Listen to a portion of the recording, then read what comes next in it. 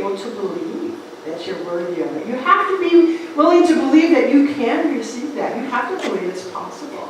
So it's not just so willy-nilly, like, okay, I want this, and it shows up. And matter of fact, when we say a prayer, okay, I'm knowing this for myself. I'm knowing good love. I'm knowing good relationships. I'm knowing harmonious, whatever it is. I'm knowing abundance. I'm knowing money has come flowing in. And when we find that it doesn't, there's a part of us that doesn't believe. So we get to keep checking our belief. Do I believe that I can receive? I'm worthy, but it doesn't mean that it's just going to like pop in my lap. All right, I've got to get my mind to believe it first. And then, as I believe, I'm going to hear the inner guidance, and I'm going to take some action. Because certainly, we are going to be taking some action. All right, so what we can believe in, what we can embody. And while we're doing it, let's lighten up a little bit. Because it gets heavy sometimes. Oh, gosh, I got to do this work. I got to believe it. I got to believe it. Yeah, that's true, but let's let it be playful. Let's lighten up. Let's be like little children. Ross is going to take us to that next level.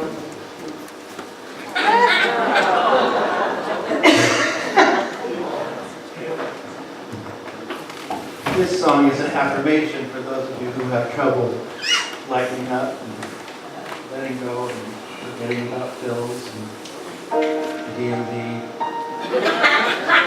the IRS. Mortgage.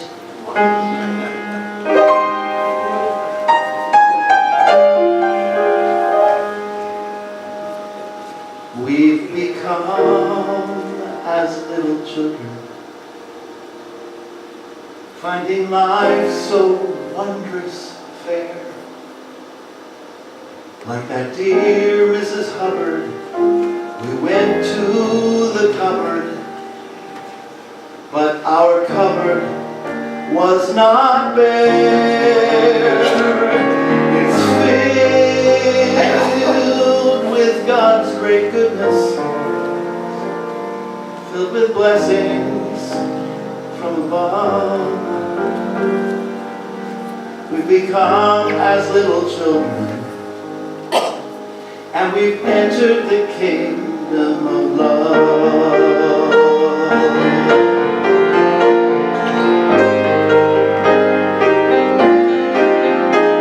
We were lost and we were wandering.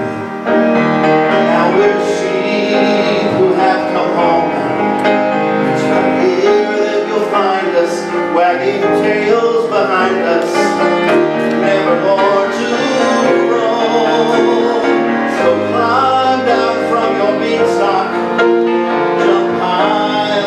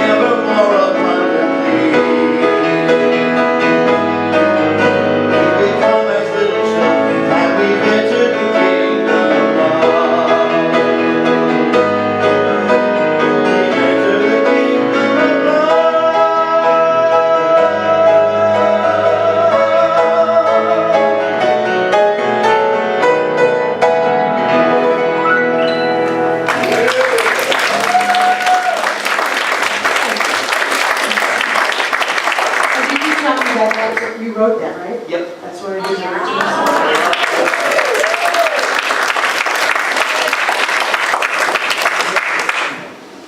I like the way you took all the nursery rhymes, especially the going to the cupboard, and it was not fair, turning that around, that's wonderful. So while we're doing this spiritual work that we have to remind ourselves of believing and receiving, and while we're understanding that yes, it's serious, we can also remember to lighten up. We can remember to play with it a little bit. One of the Bible quotes that came to me, or not today, but a couple of days ago when I was working on this, was the one from Malachi, the Old Testament. Did you know that Malachi is really not somebody's name? It actually means God's message, my message. And it's the one that says, "Prove me now herewith, if I will not pour out, I will not open the windows of heaven and pour out a blessing that you will not be able to contain it all. Prove me now herewith." What a great teaching. If we are being asked to prove it to ourselves, then let's get to it. Prove me now herewith. It's like God's talking. That I will not open the windows of heaven, open the windows of goodness, and pour you out a blessing so abundantly that you won't even have enough room to contain it all. Prove me now. Those are the words that I hear especially. Prove me now. Prove it. Come to my table. Take, receive, give, share. Prove that this is true. I love that. Now, in order to do it, tools are helpful. Because we can hear all this stuff in our head, but the tools are really helpful. So, two of the tools from last week, one of them, Bonnie came up and shared, and I'm just going to go ahead and speak for you today. Something that Bonnie did for herself. And if you missed it last week, this is brilliant. Listen to how easy this is. You start at week 1 of January, and give yourself an envelope or a cute little bag or something. Put $1 in for week 1. Week 2, put $2 in.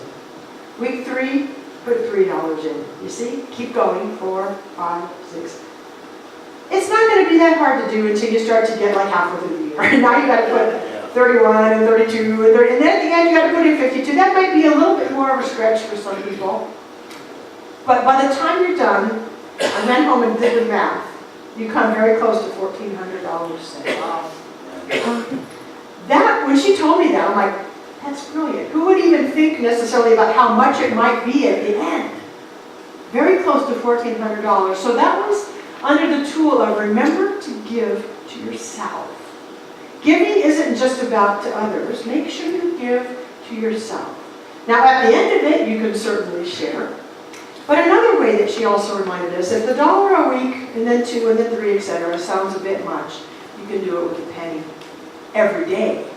Not just once a week. I mean, you can do it however you want, but if you do day 1 penny, day 2 penny, day 3 penny, etc., for 365 days, what'd you say you come up with 600 and something, right? I didn't do that math because that would have been too long. To do all 1 plus 2 plus 3, all the way through 365.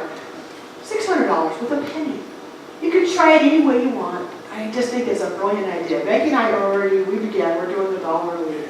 So it's in our folder, and it's really exciting to think about that tool. So we offer that as a way to remember to share with yourself, give to yourself.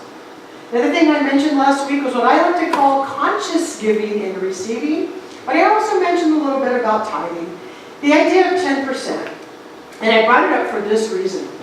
If the idea of giving 10% of your income or your love or anything freaks you out, that's exactly where your work is to be done. So if I say it with your income, if I say, practice giving 10%, if you go, oh, it just tells you that that fear needs to have a little more embodiment that God is my source. And most people do well to practice with smaller increments, like 2%.